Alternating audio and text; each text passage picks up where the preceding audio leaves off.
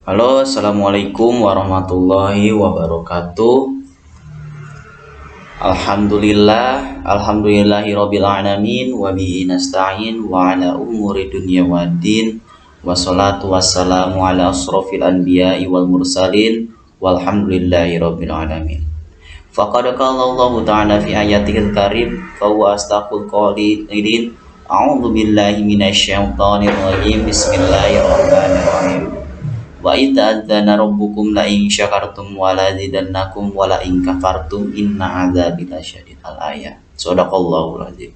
Wa shadaqal rasulul nabiyul karim ala dzalika minasyahidin wasyakirin walhamdulillahirabbil alamin. Pertama-tama yang paling utama, marilah kita panjatkan puja beserta syukur kehadirat Allah yang senantiasa memberikan kita nikmat ridhonya dalam dunia ini. Alhamdulillah kita semua bisa berkenan bertatap muka, bertatap laptop, bertatap muka secara online. Ya, yang mudah-mudahan semoga kita senantiasa diberi kesehatan dan diberi keridhaannya oleh Allah Subhanahu wa taala. Amin amin ya rabbal alamin. Yang terhormat kepada Ibu Ferawati selaku dosen pembimbing bahasa Indonesia kelas 1A. Perkenalkan, nama saya Budi Setiawan dari kelas 1A Prodi Ilmu Administrasi Negara untuk mempresentasikan proposal penelitian saya yang kemarin saya garap, yang insya Allah akan saya bawakan pada kesempatan kali ini. Bismillahirrahmanirrahim. Pengaruh budaya organisasi terhadap kinerja pegawai pada Sekretariat Kabupaten Bogor. Ya, karena saya berminat mengambil proposal berjudul ini karena saya asal dari Parung Panjang Bogor. Nah, maka dari itu saya berminat untuk meneliti yang pegawai yang ada pada Sekretariat Kabupaten Bogor. Diajukan sebagai salah satu syarat untuk memenuhi persyaratan evaluasi kegiatan terstruktur EKT 2 mata kuliah bahasa Indonesia. Pendahuluan. Bab 1. Latar belakang masalah. Dalam kehidupan masyarakat sehari-hari tidak terlepas dari ikatan budaya yang diciptakan. Ikatan budaya tercipta oleh masyarakat yang bersangkutan, baik dalam keluarga, organisasi, bisnis, maupun bangsa. Budaya membedakan masyarakat satu dengan yang lain dalam cara berinteraksi dan bertindak. Organisasi dapat pula dirasakan manfaatnya dan memberi kontribusi bagi efektivitas organisasi secara keseluruhan. Tidak hanya dalam bidang pekerjaan, budaya organisasi pun sering diterapkan dalam lingkungan sekolah bagi pelajar. Jadi, budaya organisasi itu sangat penting dalam kehidupan ya universal, semuanya global. Dalam sekolah, dalam komunitas, apalagi dalam perkumpulan-perkumpulan gitu, semacam organisasi arisan, ibu-ibu, misalkan organisasi komunitas dari karya seni masuk juga. Menurut Sain yang saya dapat kutip dari Google, budaya organisasi adalah pola dasar yang diterima oleh organisasi untuk bertindak dan memecahkan masalah, membentuk karyawan yang mampu beradaptasi dengan lingkungan dan mempersatukan keanggotaan organisasi.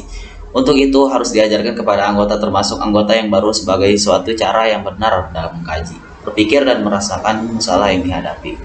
Jadi kita harus berpikir, kalau menurut saya itu berpikir dan mengkaji dalam kebenaran, yang dalam berkaji, berpikir, merasakan segala yang dihadapi.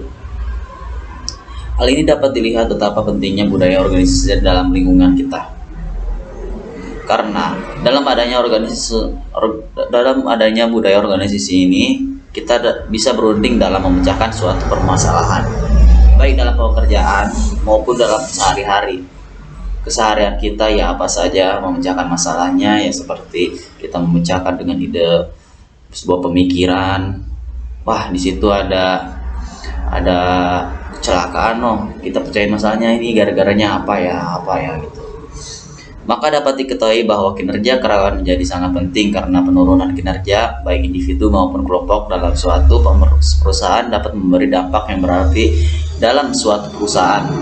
Seorang manajer memiliki tugas yang cukup berat, di mana dia harus selalu berusaha meningkatkan kinerjanya dan memberi motivasi bagi bawahannya agar dapat meningkatkan kinerjanya adalah untuk mencapai tujuan perusahaan. Jadi manajer itu di atasnya si bawahan, ada karyawan, ada yang di atas manajer.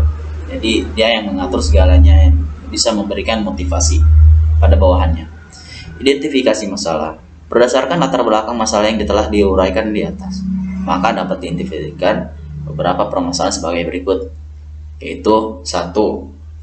Sikap kurang disiplin di saat jam kerja pada beberapa pegawai. Yang kedua, kurangnya keorganisasian dalam setiap lingkungan pekerjaan.